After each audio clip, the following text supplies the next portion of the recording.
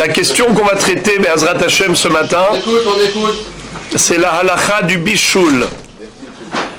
On sait que Shabbat, il est interdit de cuire, que ce soit un solide ou un liquide, il y a une interdiction de cuire un aliment cru.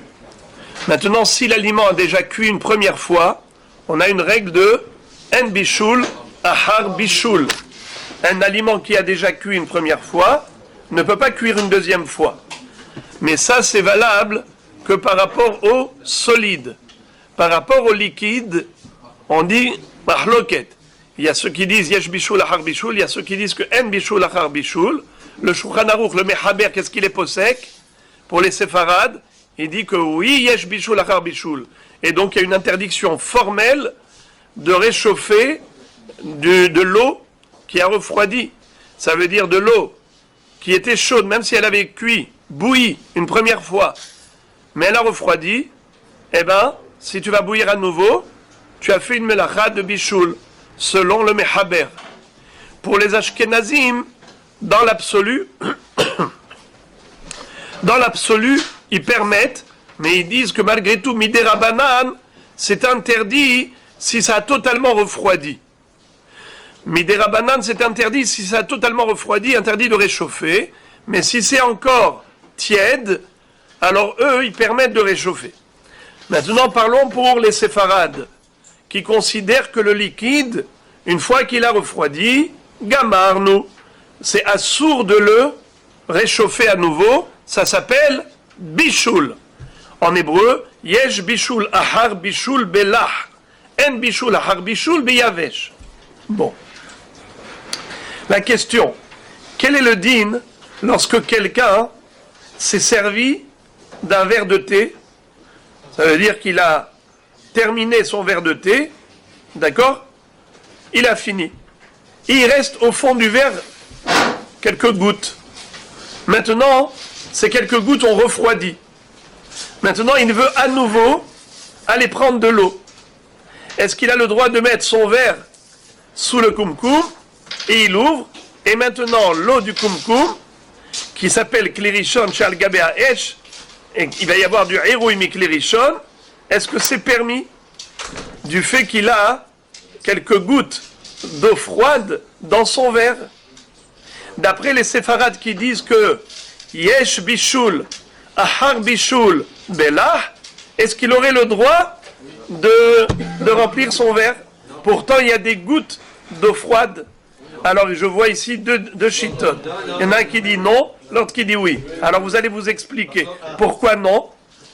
Ça va réchauffer les gouttes d'eau froide qu'il y a dans le verre. Pourquoi vous dites oui que c'est permis? C'est pas une quantité nécessaire, non? Et alors, on sait que Hatsi Shi'ur, c'est Asur Minatora. Ça veut dire quoi, Hatsi Shi'ur, Asur Minatora? Même lorsqu'on a une petite quantité, même si c'est pas Asur Minatora, mais ça veut dire, excusez-moi, même s'il n'y a pas de Hiyuv, de Karet, de Skila, mais il y a tout de même un Issour. Ça ne va pas impacter sur la chaleur qui va sortir de l'Irichon. C'est pas ces deux gouttes-là, ensuite deux gouttes, qui vont impacter le différence de chaleur sur le non. Parce que déjà l'eau qui a coulé déjà, elle a déjà perdu une température. Du Kirishon au Kirishon, elle a déjà perdu une température. Est-ce qu'on a le droit de prendre un aliment cru et de le mettre sous l'eau quand on va ouvrir le kumkum? Je prends par exemple du poisson. Là, je le cuis. Je le cuis. Alors la même chose, c'est quelques gouttes d'eau qui sont dans le verre, qui ont refroidi. Maintenant, elles sont crues. D'après le Shulchan Aruch qui a dit que l'eau, lorsqu'elle refroidit, c'est comme si elle n'a plus de bichoul. Alors si je vais la remettre maintenant sous l'eau bouillante, je vais cuire à nouveau. Pourquoi vous dites qu'on peut? Donner une explication.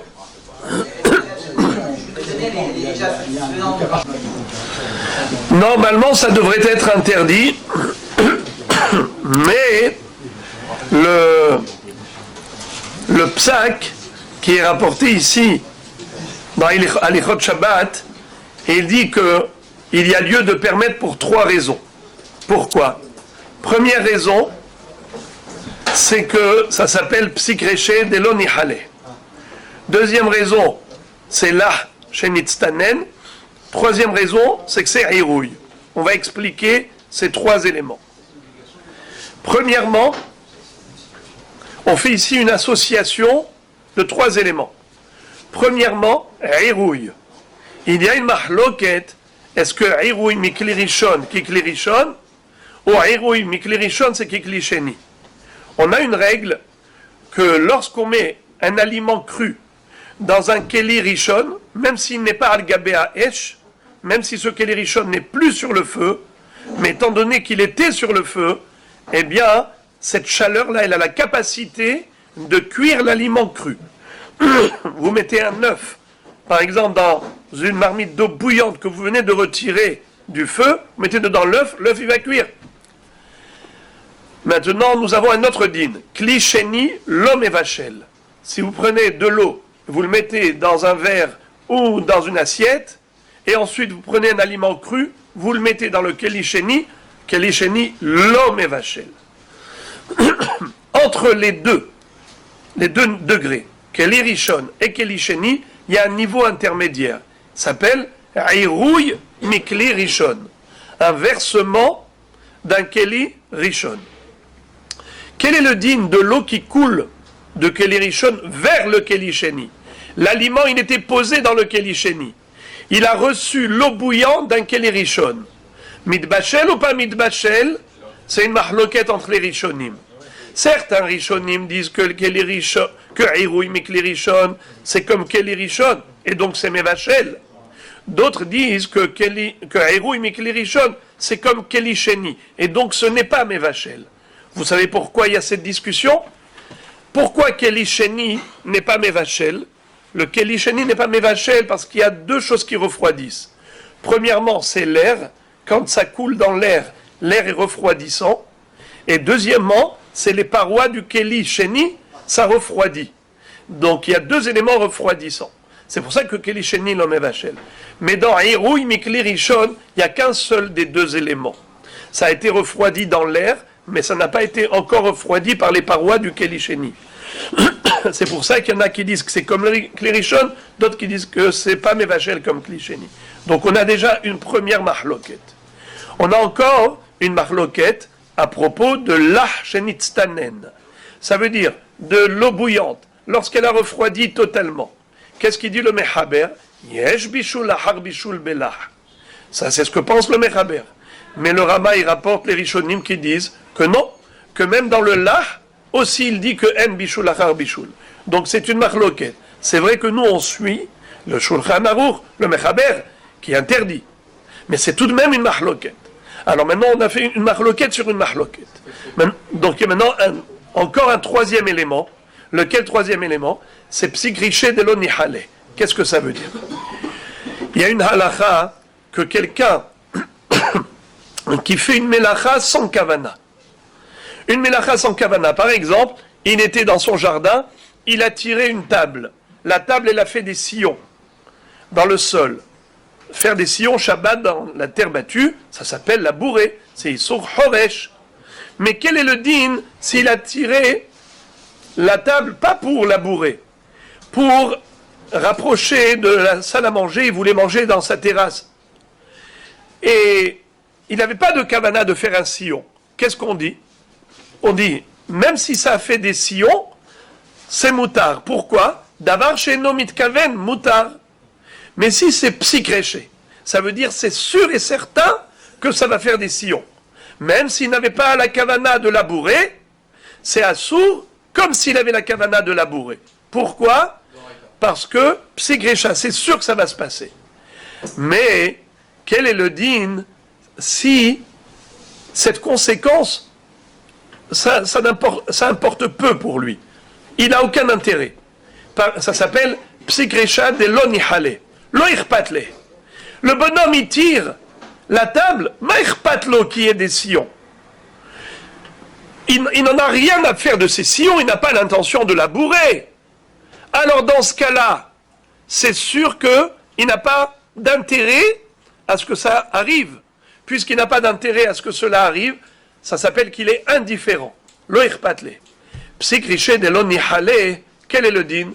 C'est assour ou c'est moutar? c'est mahloket entre le Tosfot et le Harour. D'après le Harour, c'est moutar totalement. D'après le Tosfot, c'est assour midérabanan. D'après Tosfot, même si tu n'as aucun intérêt, mais étant donné que tu sais que ça va arriver, et c'est certain, c'est une conséquence certaine, psigriché, c'est sûr que ça va arriver, même si c'est l'onihale, c'est assour midérabanan. Alors maintenant, puisqu'on a une mahloquette entre le Harour et le Tosfot, est-ce que psigriché de l'onihale, c'est assour midérabanan ou c'est moutar totalement? Quel est le din par rapport à ces gouttes? Les gouttes qu'il y a au fond du verre, est-ce qu'il a un intérêt de les réchauffer, de les cuire? Pas du tout. C'est quelques gouttes qui n'ont aucun intérêt pour lui. Il est totalement indifférent, même si le verre était sec, ou bien le verre il est sale avec quelques gouttes en bas, pour lui c'est la même chose. Il n'avait aucune intention de cuire ces gouttes. Puisqu'il n'avait aucune intention de cuire ces gouttes, quand il a mis dedans de l'eau parce qu'il voulait se servir un nouveau verre de thé, alors bien que finalement, ça a oui réchauffé les gouttes, mais étant donné qu'il n'avait pas l'intention, ça s'appelle davar she'eino mitkaven. Bien que ce soit psigréché, mais c'est psigréché de l'onihale. Tu vas me dire psigréché de l'onihale, malgré tout le Tosfot ils interdisent, et c'est comme ça qu'on est posek, mais il y a quand même le Harour qui dit que c'est permis. Alors maintenant on va associer trois mahloket. Mahloket Tosfot et Harour, est-ce que psigréché de l'onihale, mutar ou assour midérabanan? Deuxième mahloket, l'archenitztanen, on dit yesh bishul achar bishul belach ou en bishul achar bishul belach. On a déjà vu la mahloket rishonim. Troisième mahloket, eirui mikli rishon, c'est kikli rishon ou kikli sheni. Mahloket aussi entre les rishonim. Puisqu'on a trois mahloktot, ça fait un safek, de safek, de safek, par rapport à ces gouttes-là qui n'a pas l'intention de cuire, alors ici il est matir. Et le Rav Ovadia Yosef Zatzal est parti encore plus loin que ça. Lui dit même pour de l'eau qui n'a jamais cuit. Par exemple, quelqu'un, il a lavé le verre et il n'a pas essuyé. Et il y a une goutte en bas du verre. S'il met le verre sous le kumkum, maintenant il va le cuire. Là, on n'a plus le heter de en bishul achar bishul pour les Ashkenazim.